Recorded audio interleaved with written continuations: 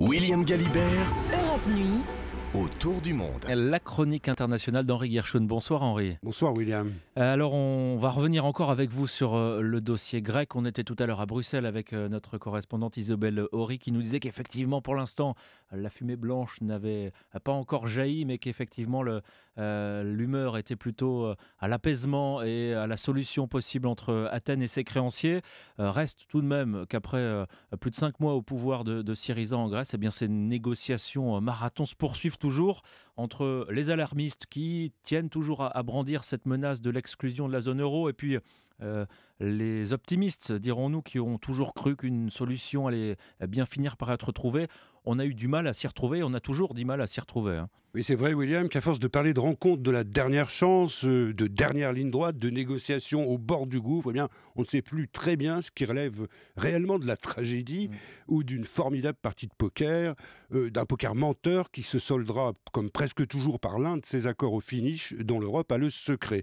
Est-ce qu'il fallait par exemple s'inquiéter outre mesure la semaine dernière, jeudi soir, du visage fermé de la patronne du FMI, Christine Lagarde, ou au contraire se rassurer ce matin avec les bourses européennes qui croyaient visiblement à la probabilité d'un accord après les nouvelles contre-propositions d'Athènes? C'est pas évident. D'autant que si on y regarde de plus près, eh bien, on s'aperçoit que le différend aujourd'hui entre la Grèce et ses bailleurs européens, il ne porte plus que sur 2 petits milliards d'euros, ce qui n'est pas grand-chose au regard des 300 milliards de sa dette. Et c'est d'ailleurs un peu du même ordre pour le calendrier. Il y a ce sommet européen de ce soir, mais il y en a aussi un autre prévu dans quelques jours. On ne cesse de parler de la date fatidique du 30 juin. Or, celle qui compte le plus est celle de la mi-juillet. Et les experts savent qu'il y a encore des réserves de fonds non employés à Bruxelles et que l'Europe pourra les mettre à disposition de la Grèce. Donc, malgré le risque d'un accident qui peut effectivement aboutir de dérapage en dérapage à ce Grexit dont personne ne veut, tout indique que, au-delà de leur bluff, au-delà des écrans de fumée, eh bien, les négociateurs savent très bien où ils en sont, d'autant que ce sont les politiques et non plus seulement les experts économiques qui ont maintenant le dossier en main. Oui, et puis vous l'avez dit, 2 milliards d'euros. Alors à l'échelle d'un État, on va dire que c'est pas grand-chose.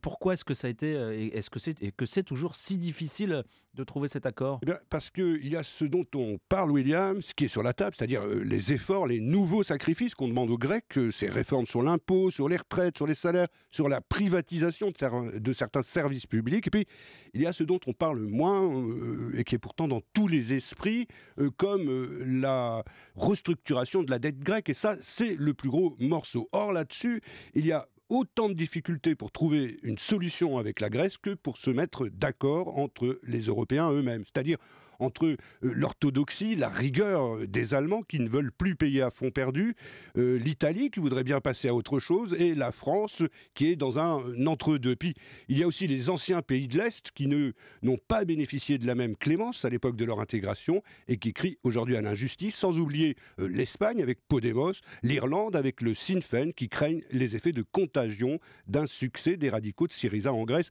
C'est tout cela qui rend si difficile cet accord. Et puis on sait que Syriza s'est fait élire sur un programme anti-austérité assez radical. Est-ce que Alexis Tsipras a vraiment les mains libres pour imposer chez lui, auprès de sa population, ce compromis avec l'Europe et avec les créanciers d'Athènes? Eh bien, pas vraiment, puisqu'il doit jouer très serré, William, entre une opinion qui n'en peut plus de l'austérité, mais qui reste attachée à l'euro et à l'Europe, et puis une coalition Syriza extrêmement turbulente, où nombre de responsables sont prêts à risquer ce saut vers l'inconnu que serait un divorce avec Bruxelles.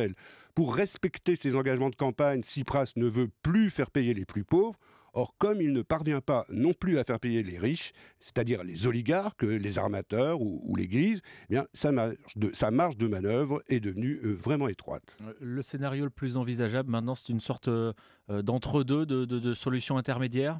Oui, le plus probable, c'est qu'on parvienne finalement à un accord, mais un accord intermédiaire, puis que le feuilleton continuera, qu'il y aura d'autres claquements de porte, d'autres réunions de la dernière chance, et sans doute d'autres sommets au bord du gouffre. Espérons simplement que d'ici là, l'Europe et la Grèce auront enfin compris qu'elles sont, l'une et l'autre, condamnées à s'entendre. La chronique de la dernière chance. Merci Henri Guerschon, à demain.